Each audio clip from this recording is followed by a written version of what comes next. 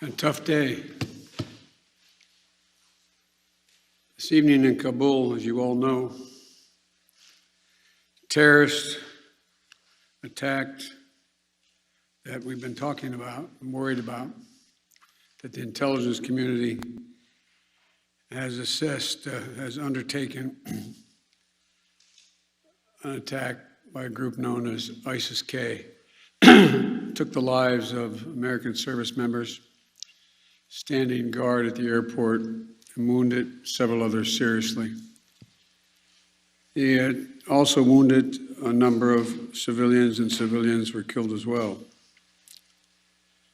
I've been engaged all day in constant contact with the military commanders here in Washington and the Pentagon, as well as in Afghanistan and Doha. And my commanders here in Washington in the field have been on this with great detail, and you've had a chance to speak to some so far. The situation on the ground is still evolving, and I'm constantly being updated.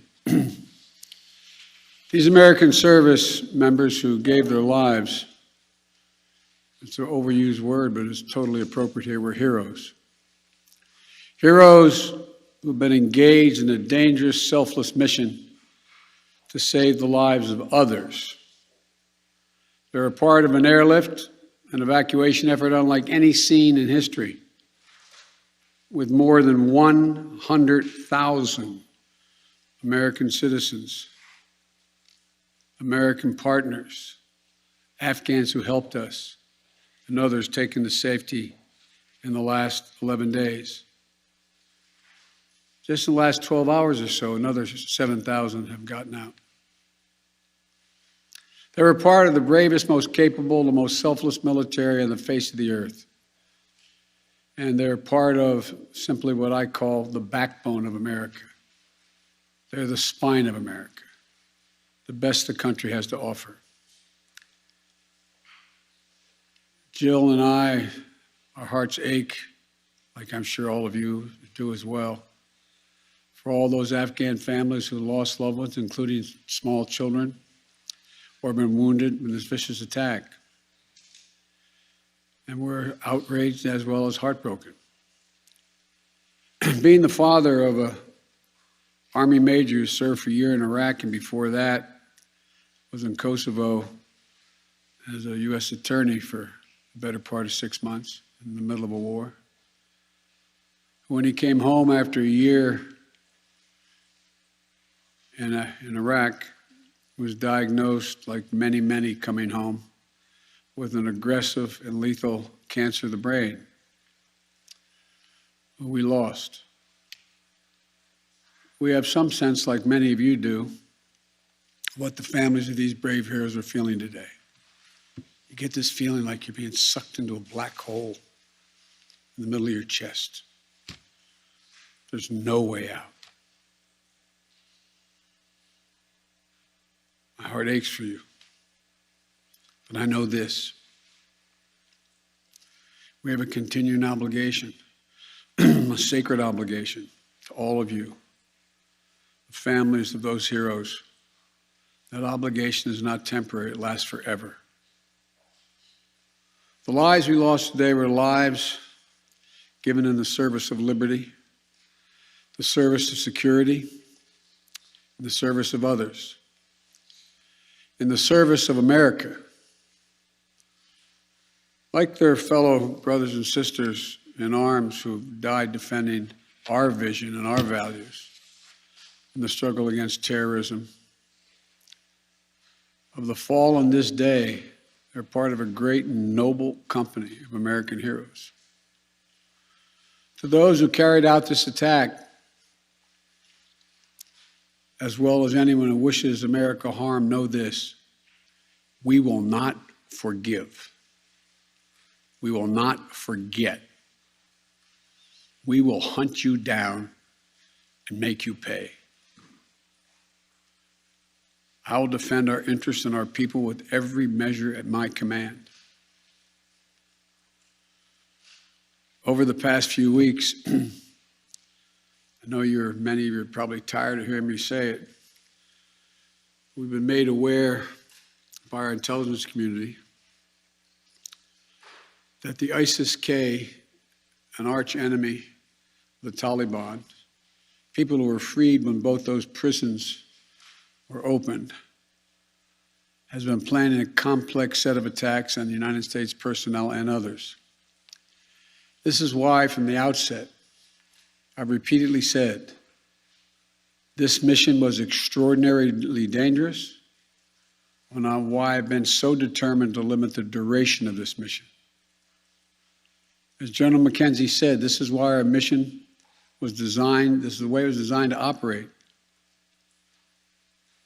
under severe stress and attack. We've known that from the beginning.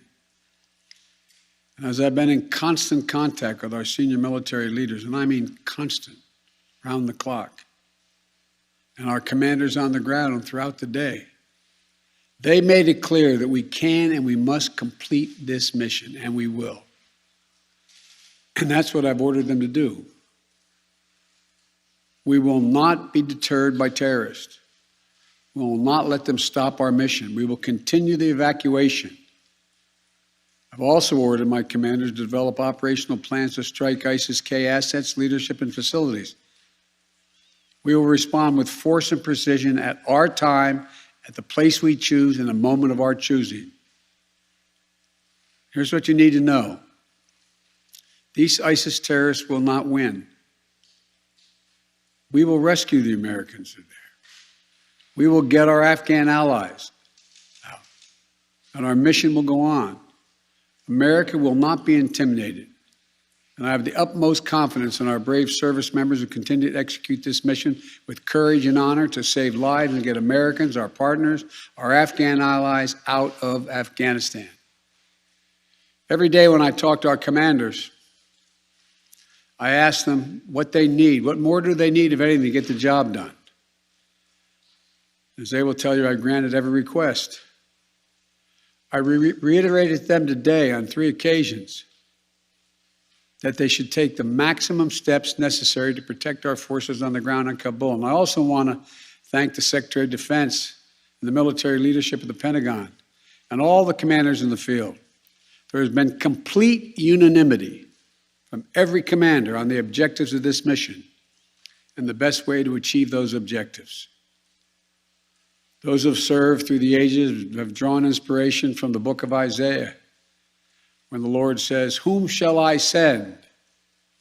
Who shall go for us?" The American military has been answering for a long time. "Here I am, Lord, send me. Here I am, send me." Each one of these women and men of our armed forces are the heirs of that tradition of sacrifice, of volunteering to go in harm's way, to risk everything, not for glory, not for profit, but to defend what we love and the people we love. And I ask that you join me now in a moment of silence for all those in uniform and out of uniform, military and civilian, who have given the last full measure of devotion.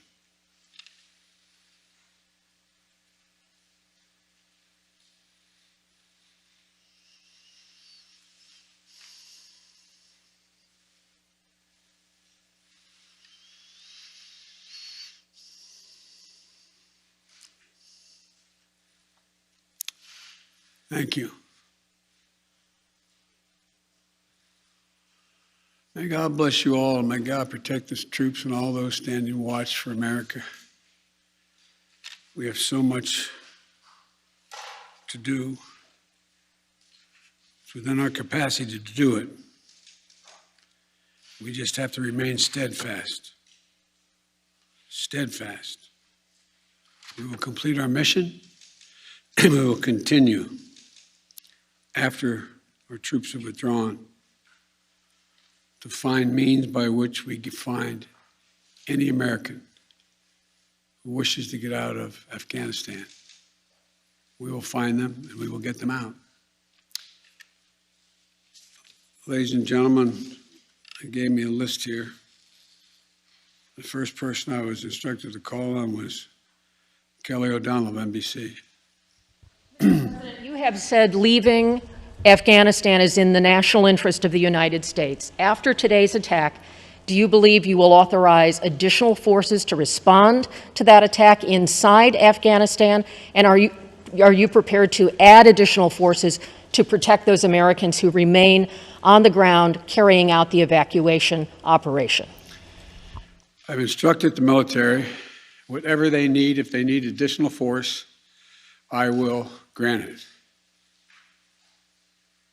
But the military, from the chairman of the Joint Chiefs, the commanders in the field, have all contacted me one way or another, usually by letter, saying they subscribe to the mission as designed to get as many people out as we can within the time frame that is allotted. That is the best way, they believe, to get as many Americans out as possible and others. And with regard to finding, tracking down the ISIS leaders who ordered this, we have some reason to believe we know who they are, not certain, and we will find ways of our choosing without large military operations to get them wherever they are. Trevor, Reuters. Thank you, Mr. President. There's been some criticism, even from people in your party, about the dependence on the Taliban to secure the perimeter of the airport. Do you feel like there was a mistake made in that regard? No, I don't. Look, I think General McKenzie handled this question very well. The fact is that we're in a situation, we inherited a situation, particularly since, as we all know, that the Afghan military collapsed 11 days before, in 11 days, that it is in the interest of, as McKenzie said, in the interest of the Taliban, that in fact ISIS-K does not metastasize beyond what it is, number one. And number two, it's in their interest that we are able to leave on time, on target. And as a consequence of that, the major things we've asked them, moving back the perimeter, giving more space between the wall, stopping vehicles from coming through, etc., searching people coming through. It is not what you'd call a tightly commanded, regimented operation like the U.S. is, the military is, but they're acting in their interest. And so, by and large, and I've asked this same question to military on the ground, whether or not it's a useful exercise. No one trusts them. We're just counting on their self-interest to continue to generate their activities. And it's in their self-interest that we leave when we said, and that we get as many people out as we can. Like I said, even in the midst of everything happened today, over 7,000 people we've gotten out, over 5,000 Americans overall.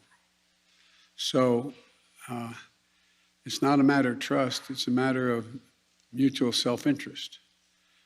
And, but there is no evidence thus far that I've been given as a consequence by any of our commanders in the field that there has been collusion between the Taliban and ISIS in carrying out what happened today, both in front of the hotel and what is expected to continue for beyond today.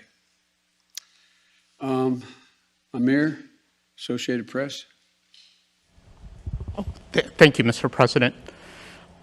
You have spoken, again, powerfully about your own son and the weight of these decisions. With that in mind, and also what you've said, that the longer we stay, the more likelihood that there would be a major attack. How do you weigh staying even one more day, considering what's happened? Because I think what America says matters. What we say we're going to do in the context in which we say we're going to do it, that we do it, unless something exceptional changes. There are additional American citizens. There are additional green card holders. There are additional personnel of our allies. There are additional SIV card holders. There are additional Afghans that have helped us. And there are additional groups of individuals that have been contacted us, from women's groups to NGOs and others, who have expressly indicated they want to get out and have gathered in certain circumstances in groups, on buses and other means.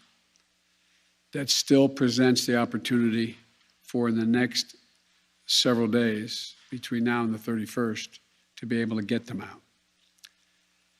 And our military, and I believe, to the extent that we can do that, knowing the threat, knowing that we may very well have another attack, the military has concluded that's what we should do.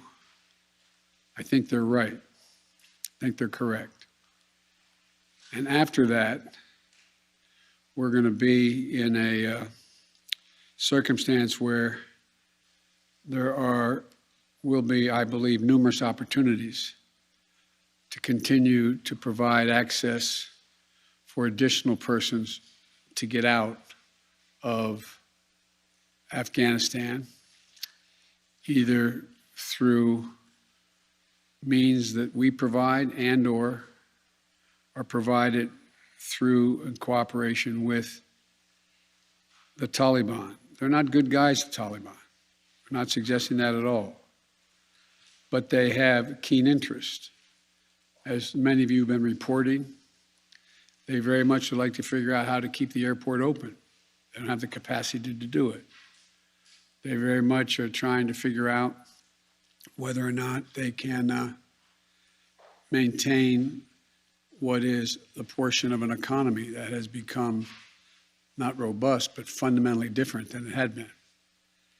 And so there's a lot of reasons why they have reached out, not just to us, but to others, as to why it would be continued in their interest to get more of the personnel we want to get out. We can locate them. Now, there's not many left that we can assess that want to come out. There's some Americans we've identified, we've contacted the vast majority of them, not all of them, who don't want to leave because they're dual nationals, they have extended families, et cetera. And there's others who are looking for the time. So that's why we continue. I'll take a few more questions, but you, sir. I wanted to ask you, That's okay. you say that what America says matters. What do you say to the Afghans who helped troops who may not be able to get out by August 31st? I say we're going to continue to try to get you out. It matters. Look, I know of no conflict, as a student of history, no conflict where when a war was ending, one side was able to guarantee that everyone they wanted to be extracted from that country would get out. And think about it, folks. I think it's important. I know the American people get this in their gut. There are, I would argue, millions of Afghani citizens who are not Taliban, who did not actively cooperate with us as SIVs, who, if given a chance, they'd be on board a plane tomorrow. It sounds ridiculous, but the vast majority of people in communities like that want to come to America, given a choice. So getting every single person out can't be guaranteed by anybody, because there's a determination all who wants to get out as well. At any rate, it's a process. I was really pointing to you, but you, sir. Thank you, Mr. President. There are reports that U.S. officials provided the Taliban with names of Americans and Afghan officials to evacuate. Were you aware of that? Did that happen? And then, sir, did you personally reject a recommendation to hold or to recapture Bagram Air Force Base? Here's what I've done let's answer the last question first. On the tactical questions of how to conduct an evacuation or a war, I gather up all the major military personnel that are in Afghanistan, the commanders, as well as the Pentagon. And I ask for their best military judgment. What would be the most efficient way to accomplish the mission? They concluded, the military, that Bagram was not much value added, that it was much wiser to focus on Kabul. And so I followed that recommendation.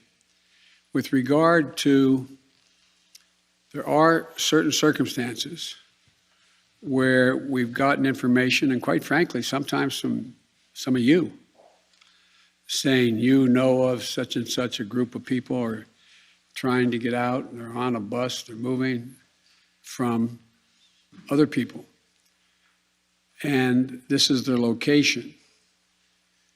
And there have been occasions when our military has contacted their military counterparts in the Taliban and said, this, for example, this bus is coming through with X number of people on it, made up of the following group of people. We want you to let that bus or that group through. So yes, there have been occasions like that. And to the best of my knowledge, in those cases, the bulk of that has occurred, they've been let through. But I can't tell you with any certitude that there's actually been a list of names. I know there may have been, but I know of no circumstance. It doesn't mean it didn't exist. That here's the names of 12 people, they're coming, let them through. It could very well have happened. I'll take one more question. Wait. Let me take the one question from the most interesting guy that I know in the press. That's you. Mr. President, there had not been a U.S. service member killed in combat in Afghanistan since February of 2020. You set a deadline, you pulled troops out, you sent troops back in, and now 12 Marines are dead. You said the buck stops with you. Do you bear any responsibility for the way that things have unfolded in the last 2 weeks? I bear responsibility for fundamentally all that's happened of late. But here's the deal. You know, I wish you'd one day say these things. You know as well as I do that the former president made a deal with the Taliban that he would get all American forces out of Afghanistan by May 1. In return, the commitment was made, and that was a year before. In return, he was given a commitment that the Taliban would continue to attack others, but would not attack any American forces. Remember that? I'm being serious. No, I'm asking you a question. Because before... No, wait a minute. I'm asking you a question. Is that accurate, the best of your knowledge? What? I don't think it's the issue that, do you think that people have an issue with pulling out of Afghanistan or just the way that things have happened? I think they have an issue that people are likely to get hurt. Some, as we've seen, have gotten killed, and that it is messy. The reason why, whether my friend will acknowledge it always reported it. The reason why there were no attacks on Americans, as you said, from the date until I came into office, was because the commitment was made by President Trump, I will be out by May 1st. In the meantime, you agree not to attack any Americans. That was the deal. That's why no American was attacked. A few days ago, you said you squarely stand by your decision to pull out. Yes, I do, because look at it this way, folks, and I have another meeting for real. But imagine where we'd be if I had indicated on May the 1st, I was not going to renegotiate an evacuation date. We were going to stay there. I'd have only one alternative: pour thousands of more troops back into Afghanistan to fight a war that we had already won relative to why the reason we went in the first place. I have never been of the view that we should be sacrificing American lives to try to establish a democratic government in Afghanistan, a country that has never once in its entire history been a united country and is made up, I don't mean this in a derogatory, made up of different tribes who have never, ever, ever gotten along with one another. And so, as I said before, and this is the last comment I'll make, we'll have more chance to talk about this, unfortunately, beyond, because we're not out yet. If Osama bin Laden, as well as al-Qaeda, had chosen to launch an attack when they left Saudi Arabia out of Yemen, would we have ever gone to Afghanistan? Even though the Taliban completely controlled Afghanistan at the time, would we have ever gone? I know it's not fair to ask you questions, it's rhetorical, but raise your hand if you think we should have gone and given up thousands of lives and tens of thousands of wounded. Our interest in going was to prevent al-Qaeda from reemerging, first to get bin Laden, wipe out al-Qaeda in Afghanistan, prevent that from happening again. As I've said 100 times, terrorism is metastasized around the world. We have greater threats coming out of other countries, a heck of a lot closer to the United States. We don't have military encampments there. We don't keep people there. We have over-the-horizon capability to keep them from going after us. Ladies and gentlemen, it was time to end a 20-year war. Thank you so much.